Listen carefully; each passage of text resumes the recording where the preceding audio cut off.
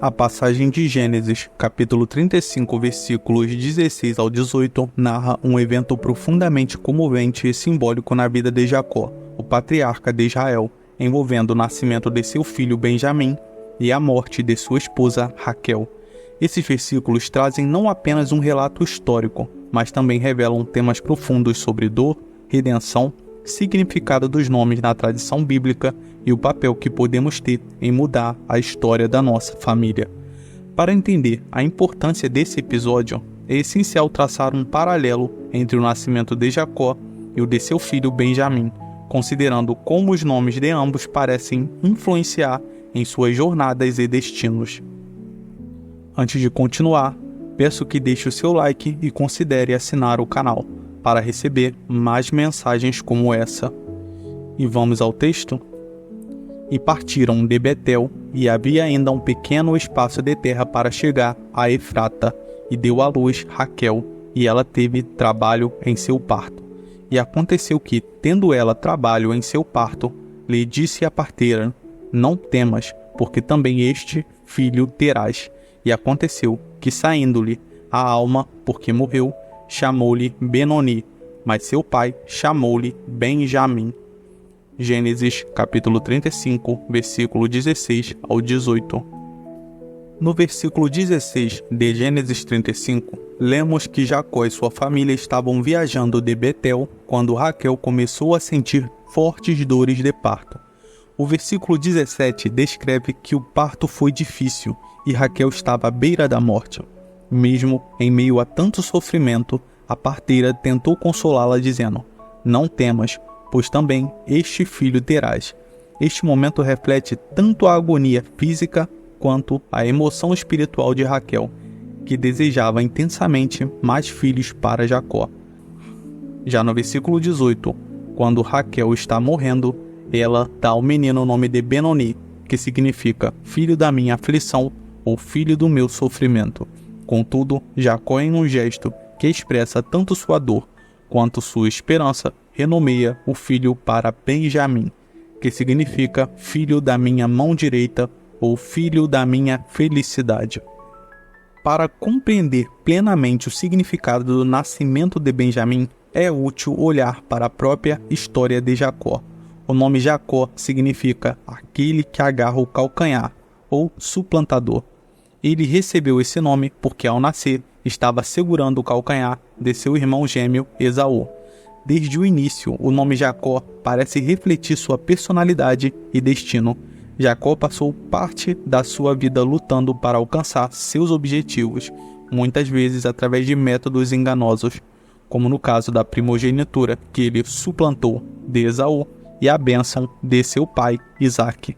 O nome Jacó carrega em si a ideia de luta e conflito, mas de uma forma diferente. Sua vida é marcada por uma constante batalha, tanto com Deus quanto com homens. No entanto, em determinado momento dessa jornada, no episódio em que o patriarca luta contra o próprio anjo do Senhor, seu nome foi transformado em Israel, que significa aquele que luta com Deus. Este novo nome marca uma transição importante na vida de alguém que manipulava e enganava para alguém que agora luta diretamente com o Senhor pela sua bênção. Assim como o nome Jacó estava ligado ao conflito e à luta, seu novo nome, Israel, simbolizava agora uma relação renovada com Deus, marcada por um tipo de luta mais espiritual e menos material. Deixo uma pergunta para você, irmão ou irmã. Você tem apresentado o futuro da sua família ao Senhor? Você tem pedido para que seus filhos e familiares não precisem viver as suas próprias tragédias? Saiba que o nosso Deus tem entregado o privilégio de sermos cooperadores de sua obra, de lutarmos para que o nosso destino seja diferente. Deus tem um propósito para cada um de nós, e eu creio que a mão de Deus, que nos guiou até um determinado caminho, nos levará muito mais além. Não apenas nós, mas aqueles que estão conosco. A Bíblia, em Atos dos Apóstolos, capítulo 27, versículo 23 e 24, diz que Paulo estava na travessia para Roma. Entretanto, ele enfrenta uma terrível tempestade, ao ponto do barco em que ele navegava naufragar. Mas Deus envia um anjo com a missão de avisar para que o apóstolo não temesse, pois o Senhor preservaria tanto Paulo quanto aqueles que estavam com ele, e assim foi feito. Ore para que o Senhor conduza a você e a sua família e que a sua história seja diferente. A nós cabe a oração, ao Senhor a resposta. Então ore e clame pela misericórdia de Deus, pois Ele é o galardoador dos que o buscam. Agora, retornando ao nascimento de Benjamim, vemos um paralelo interessante com o nascimento de seu pai. Assim como o nascimento de Jacó estava envolto em conflito, o nascimento de Benjamim foi marcado pela dor e pela perda. Raquel, a esposa amada de Jacó, morreu logo após o parto, e seu último ato foi dar ao menino o nome de Benoni, o que refletia sua agonia e sofrimento. No entanto, Jacó, que conhecia muito bem o impacto que o nome pode ter na vida de uma pessoa, escolheu mudar o nome do filho para Benjamim, transformando o significado de filho da aflição para filho da mão direita, ou filho da felicidade. Essa mudança de nome é significativa porque reflete a fé de Jacó e sua visão para o futuro. Ele, que havia passado por uma vida cheia de dificuldades e lutas, sabia que o nome de uma pessoa poderia influenciar seu destino e seus relacionamentos.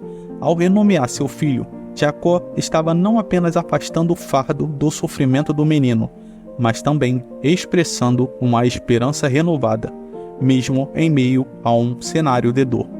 A mão direita era vista como um símbolo de força, honra e proximidade.